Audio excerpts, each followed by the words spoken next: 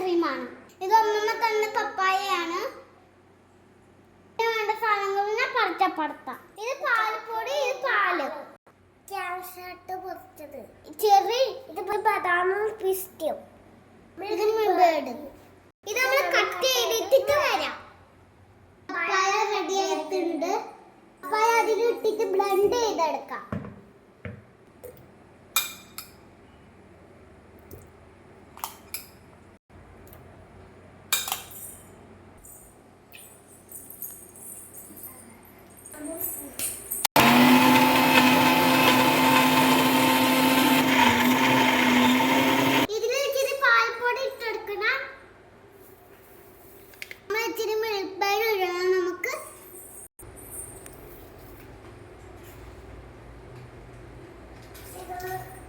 ഇത്തിരി നമുക്ക് പാൽ ആഡ് കൊടുക്കാം.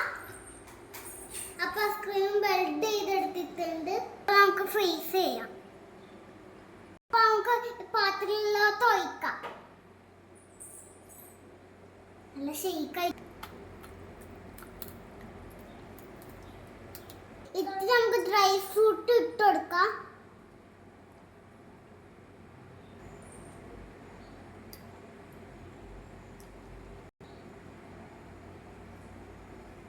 ഇതിന്റെ മുകളിൽ കൂടി നമുക്ക് കുറച്ച് ആഡ് കൊടുക്കാം.